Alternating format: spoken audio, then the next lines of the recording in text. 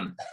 Right? So I want to charge more, but I don't feel confident that I'm worth it. Part 2. Yes, all right. That's what we're talking about. I did mention last time we had a brief episode on it. So by the time this gets edited, that will be live. So I'm excited about that because we mentioned we both don't really remember exactly what we talked about. Well, what we did talk about was how the time as a coach is valuable. And sometimes we don't perhaps recognize how valuable it is sitting with a coach, sitting with somebody who's just so tuned in and focused on what you want. Sometimes the results and the outcomes, they can manifest later as we sow seeds during our work. But even just having somebody who's interested in you and is a good listener is such a valuable thing to do. So I'd love to pick up on that and put a bit more flesh on the skeleton. Yeah. I think I love personally this metaphor of like, even if you would talk to a lamppost, right, there would be benefit to it, right? And coaching brings so much more. Yes, it's creating that space, right? Creating that safe space where someone can actually talk, right? Just the talking, I think, is really helpful. But a coach is can create that non-judgmental space, right? The coach can come really from that loving place, really wanting the best for the client, but at the same time, not there to please the client, but to serve the client, right? To ask the questions that no one else is willing to ask. Like friends and family, they love and care for the person, but often what's missing is that, that level of honesty, right? That level of, the level of directness without really, without criticizing, right? I think there's so much that comes within this coaching space. It's I think it's really magical.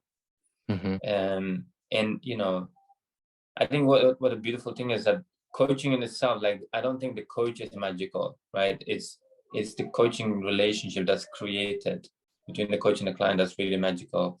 And when we just put an hourly rate on it, I think we're doing a disservice to it. Right? And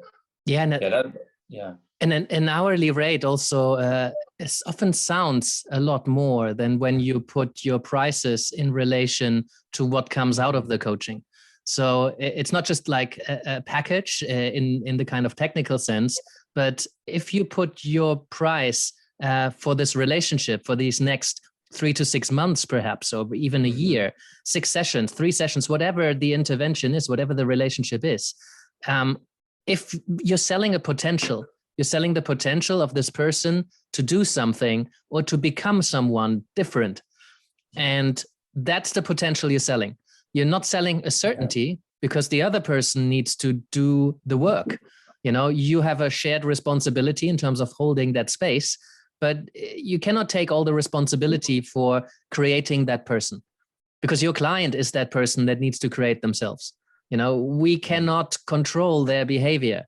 We can inspire and motivate and perhaps even make suggestions if we're that kind of coach, but we cannot control our clients' behaviors.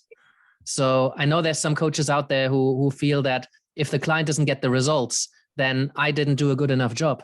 Well, it's good to ask yourself the question around, could I have done more? Could I have done things differently? Could I have served this client better? Opened some doors, uncovered some more blind spots? Is there something I'm missing? But it's a shared responsibility. And most of the responsibility is with your client to create the work. So if you put your prices in relation to the potential of what they might do or who they might be at the end of this coaching relationship or as a result of this coaching relationship, then that's something you can put a price tag on. And to be honest, still now, I think the price tag is almost always a lot higher than what coaches are charging, and even at like 10, 20, 30 grand coaching engagements. Yeah, I think you're spot on, right? Because if we really think about, if we take an example of, someone wanting to lose weight, something as simple as that, right? and someone comes to a coach and says, hey, look, I've tried this diet, I've been trying this for years, and there's, whenever I look in the mirror, I feel, a lack of confidence, I'm really not happy. This little thing, right? Well, we say I'm saying it's a little thing, but it can have a huge impact on the person's relationship, can have a huge impact on their career, right? So if you look at that, and they come to the coach, and the coach says, okay, great, we can work on this. Let's, we can dive deeper. We can, go through, where this behavior is coming from, where those beliefs are coming from, right? Where those assumptions coming from. If we go deeper, and the coach can actually help this person, change this, right? Yeah, if we would ask anyone, right, in that situation, like, what would this be worth for you? Mm-hmm. Most of the time they will say it's priceless. Mm-hmm. Right? And whenever I was hearing that like when I started coaching, some people were saying that, and I thought, oh, well, they're just saying that because they want to charge a lot of money for coaching. But actually, we don't even bring pricing into it, and we just really ask people, like, what would it be worth it for you if you would be able to change this, or if you get this result? Mm-hmm. They actually really say, like, yeah, it would be priceless. Like, money wouldn't be able to really, money wouldn't justify this, right? Mm-hmm. And I think that's what we're kind of indicating towards, because coaching is so impactful, right? I've coached one person for only 3 months, right? I think that there were 12 sessions, and he went from, being shy, not having any confidence, to building like a high level of confidence, becoming president in his university organization, taking a lot of opportunities, starting a business. Right now, has a successful business and is married. He would never even see himself in a relationship. So imagine that. Imagine the impact of just those few sessions there. Yeah, I mean, I experienced myself the first time I paid $3,000 for 6 sessions of coaching. I thought, what the hell am I doing? It was a real stretch. And 6 weeks later, I had my return on investment because I had put my prices up, which was really long overdue. And I had done some work on it, but I just kind of needed, I needed something. I needed some knowledge. I needed to think some things through. I needed to have somebody to be accountable to. I needed to tell someone, I'm going to do it with the next client, no matter what, and that's, then my prices went up. And after 6 weeks, I had my return on investment. So that was a worthwhile investment. And I really like that question around some coach once mentioned, they asked if I had a pill, once you do that kind of future pacing exercise and you ask your client, well, imagine yourself in the future, you engage all of their senses. So they have an experience of what it would be like to be them in the future. If they can see it, they can smell it, they can hear it. And you ask them, well, if I had a magic pill that would create that, how much would you pay for it?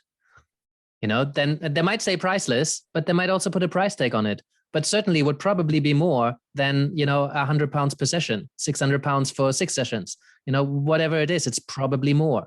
So asking your clients, engaging them in a conversation around value is a really cool way to kind of put prices up, because usually what they would say, if they're honest, is more than what many coaches would charge, especially at the beginning when, no doubt many coaches at the beginning are already creating a powerful space because they're so focused on their clients.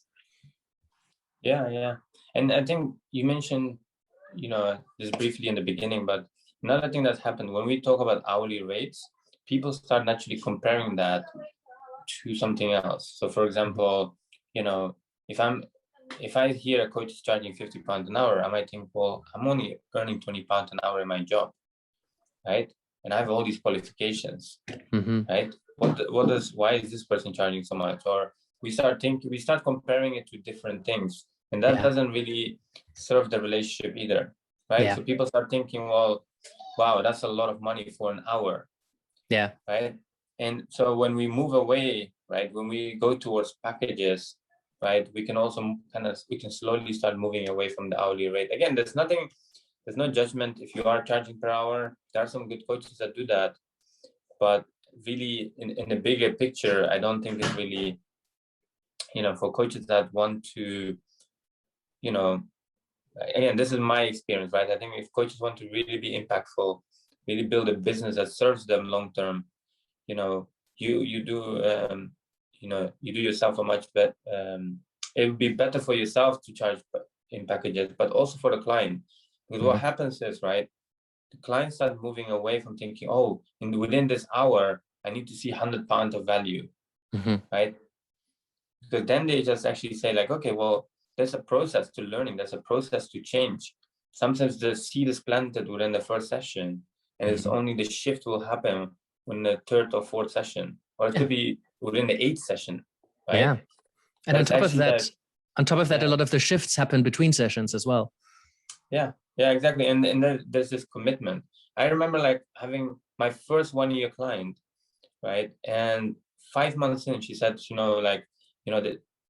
thing is really, I enjoy the coaching, but it's really hard and I'm not seeing the results.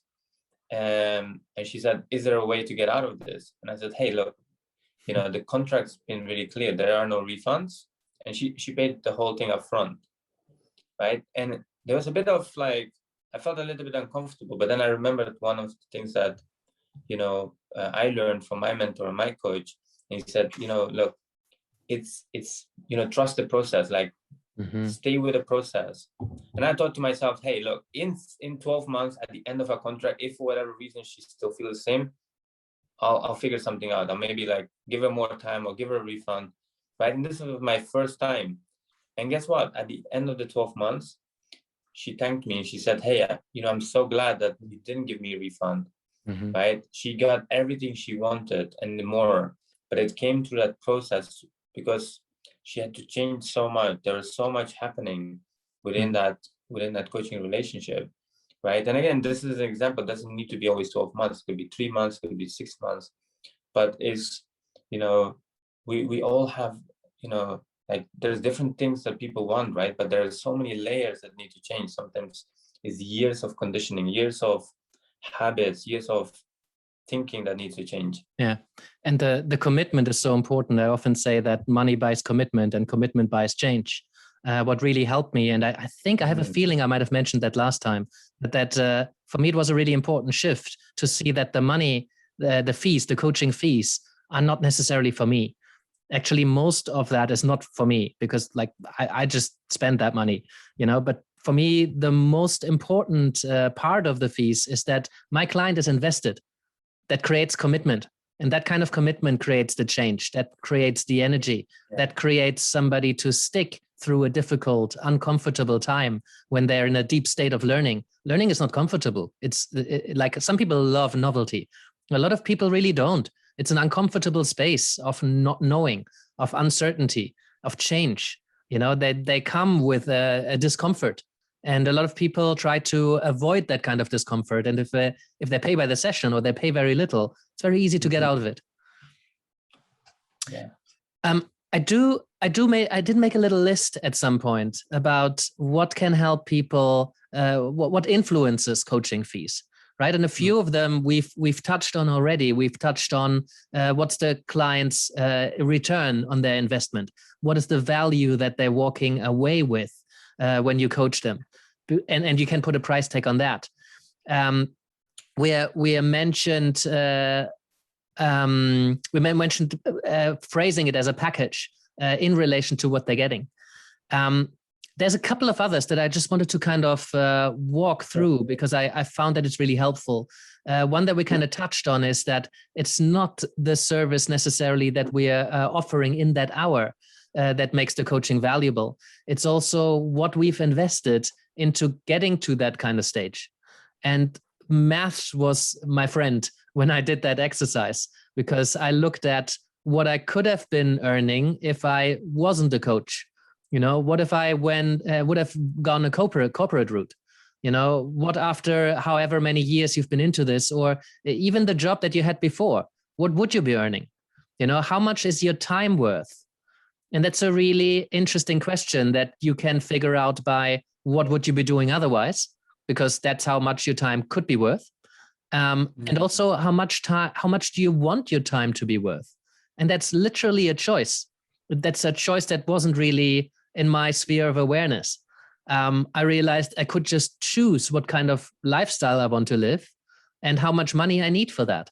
There's insurance, there's rent, there's a mortgage, there's stuff you buy, food, clothes, maybe a car every 10 years, holidays, insurance, training, supervision. You put all of that together and you figure out how much money do you need in order to live your life in the way that you would like to live your life. And then you look at how many clients can you see during a typical week of yours. Some of you will have part-time jobs. Others might do it full-time. Some only have 2 evenings a week. So how many clients can you see and how much money do you want to make with that?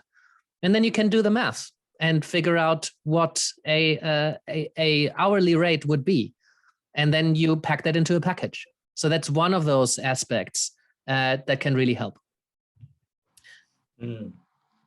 Another one I have is market rates. There is some research in, for example, a State of Play in European Mentoring and Coaching in 2017. Jonathan Passmore and some of his colleagues published some surveys on what coaching rates are in and outside of organizations, or funded by the organization or funded by individuals.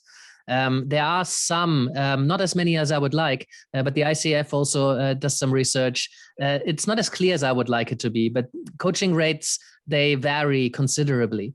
But there could be one of these indicators that could help you figure out what you could be charging. And I remember a moment when one of my students told me that they're charging £75 an hour going up to 90. And at the time I was charging 50. And I'm like, what am I doing?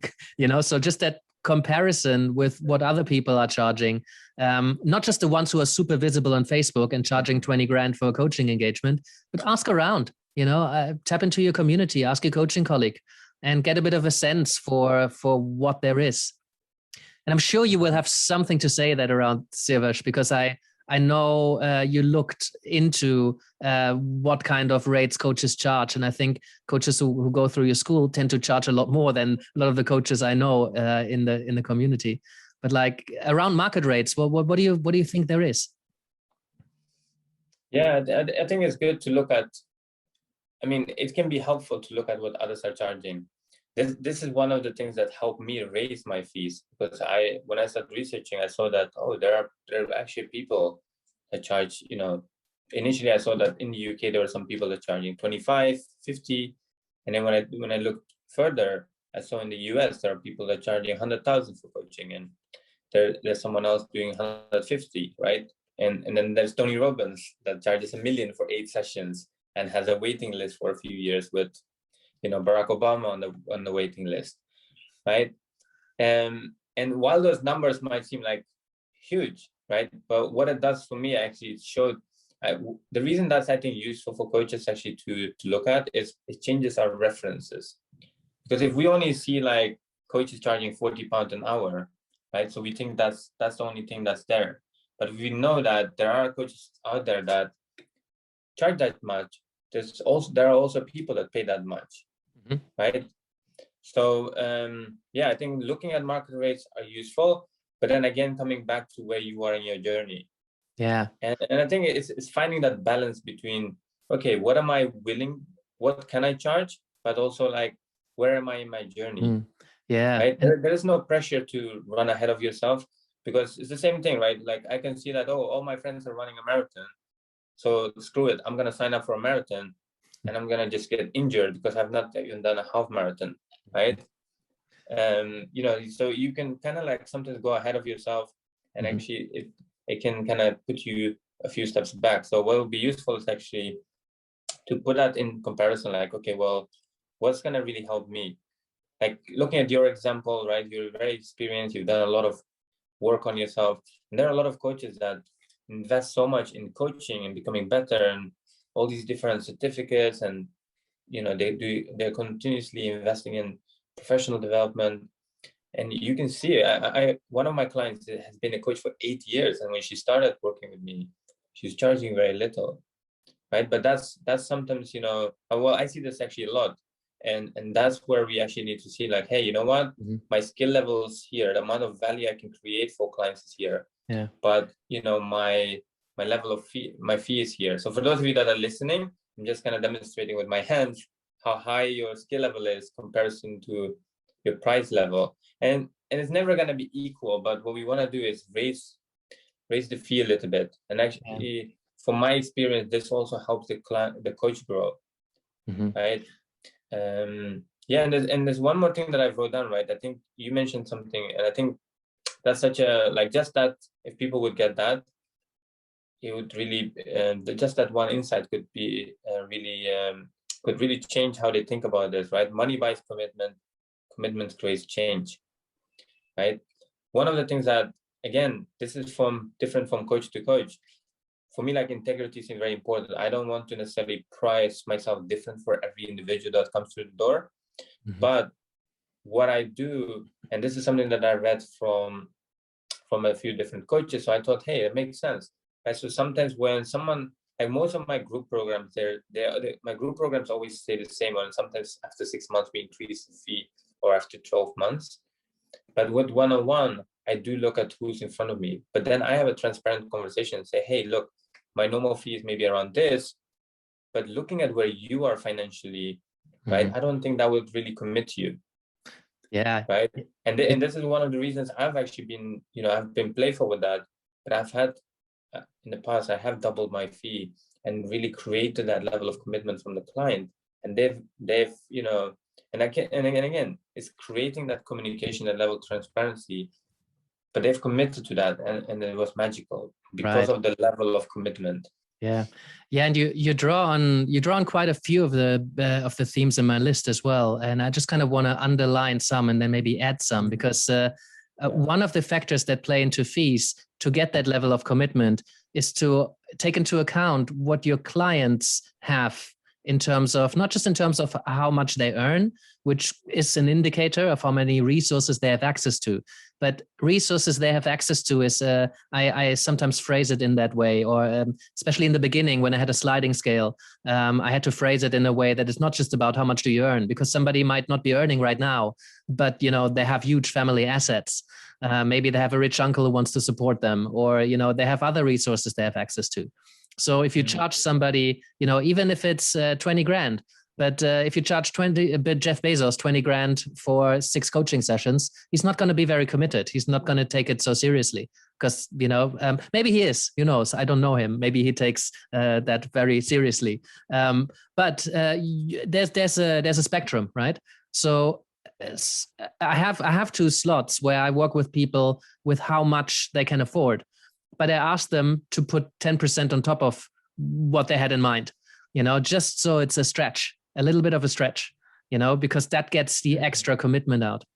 The other thing you mentioned is experience and skills. The more experience and skills you gain as a coach, the more money you can charge. I think that's only fair. Fairness is a high value of mine. So I think it's important that we take a bit of a look at the level of training that we have, and the level of experience that we have.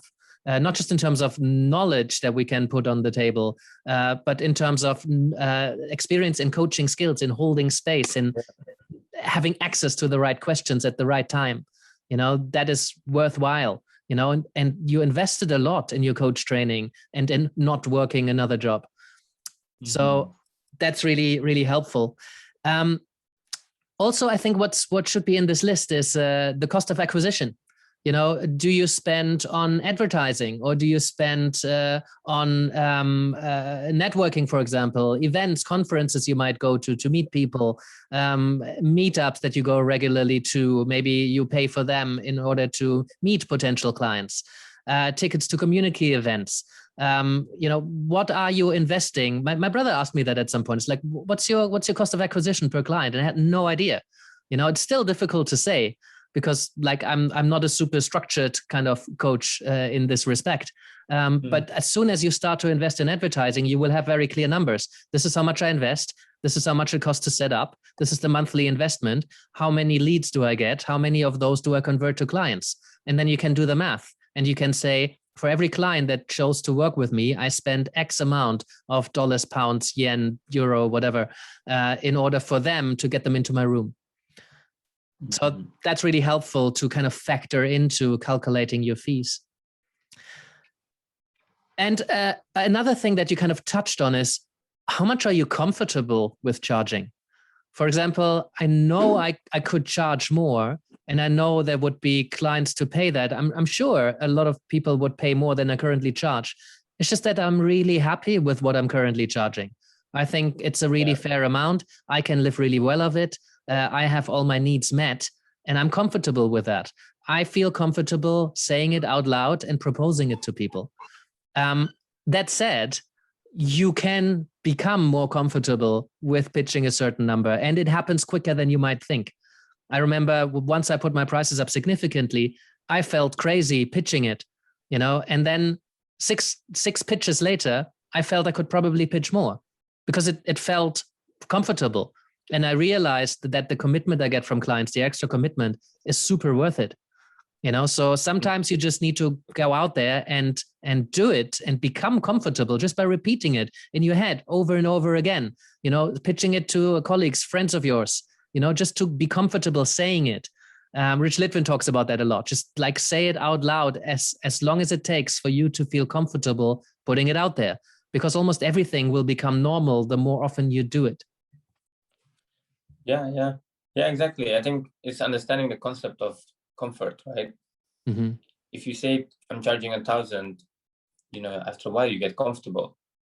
And if you say I'm charging 2,000, after a while you get comfortable. And I think, so the level of comfort grows with practice, right?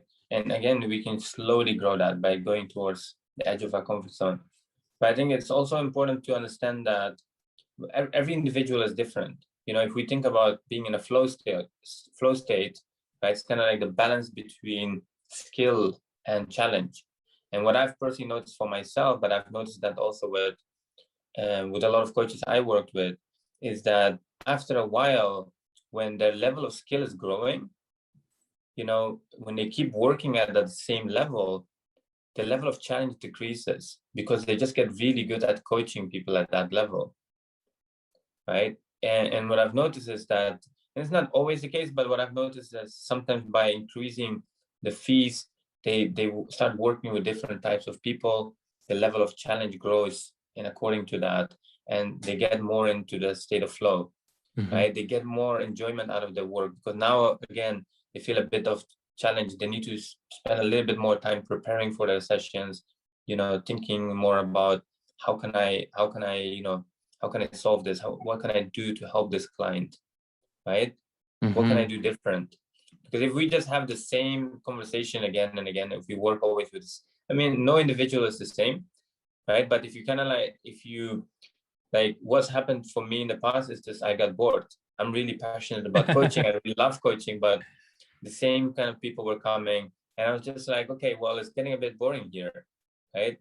So sometimes that helps. Sometimes that level, increasing the fee a little bit, actually increases the level of challenge. And sometimes it's a perceived level of challenge, right? Because 10 clients later, you feel again, okay, well, what's happening here, right? So it's not necessarily the only indication. Of course, it's about also going within, connecting to your purpose, connecting to why you're doing this, right? It's not just about the money, but I think it's also good to pay attention to that. Hey, what is happening here?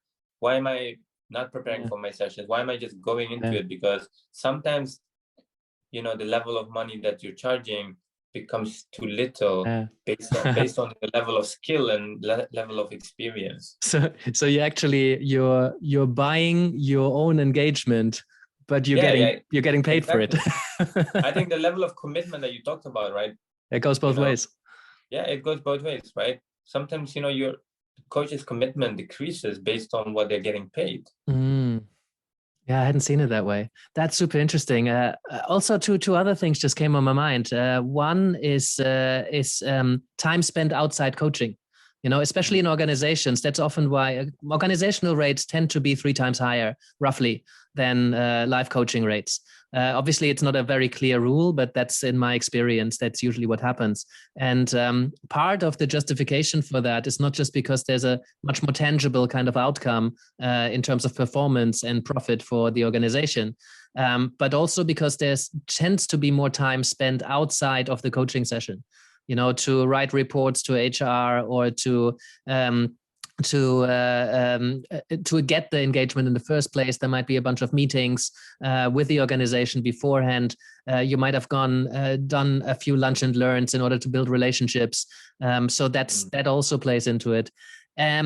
Plus, for some coaches, depends on the coaching style, but I know there's a lot of coaches out there who do share their expertise and their knowledge with their clients. So, for example, I know a lot of the coaches from the positive psychology field, and part of what many positive psychology coaches do would be to share some of the knowledge that we have from research, share some of the interventions, share some of the practical exercises that somebody could do to raise their level of well-being and happiness. And this is something that they have invested in knowing. They have spent time knowing this stuff. They have a lot of experience, what works, what doesn't work, what works for specific people. So as soon as you put something on the table and you have a bit more of a consultancy or mentoring element to your coaching, more guidance, more direction, then that's something that is very valuable and that you can charge for. Also, when you're one of the few coaches in your niche, if your niche is quite narrow, as an existential coach, there's not a lot of us. There's not a lot of particularly existential coaches. So there's less coaches available. That makes me more valuable. So I can charge more for that just because I have more demand for something that is quite specific. And by the way, I'm going to put that list into the show notes underneath the YouTube video or the podcast info. So you see it bullet point by bullet point. And I've just added 2 as well based on what Siawash was saying. So thank you for that. And what I would absolutely love is if somebody's listening to this and you're kind of statistically formula passionate, then I would absolutely love if somebody could create some form of spreadsheet template or formula where people can fill in some of those numbers and come up with a suggested hourly fee or a package fee. That would be so cool. I just don't have enough love for formulas and math and spreadsheets. Yeah, and I think there's so much that we've mentioned, and I think there's a lot to take away here. And one of the last things that I want to leave coaches with, and it's more an invitation, is to, not just look at the number, but look at the reason behind it. As coaches, we look at our clients' stories and we look at why they do things, right? We look at their patterns, and I think it's great also to challenge our own stories and challenge our own assumptions about why we do what we do. Because often when you ask someone why do you charge this much, it's you hear something like, oh, well, that's, I think, how much people can pay, or that's how much, that's how much I should charge, right? So there's different reasons behind it. Of course, if you say hey, I charge this because I enjoy charging this, it's different, right? So, but challenge your own stories and assumptions, and what's really the reason behind that, and what's the reason underneath that? Because sometimes it's, we say, okay, this is what I want, but is it really? If you slow down a bit further, is it really what you want? Yeah. Cool. Hey, let's leave it here. I think we've been going for a while. I noticed our episodes are getting longer, but there was a ton of value in there. So thank you, Siawash. I hope you guys enjoyed this. And I hope we see you for the next episode.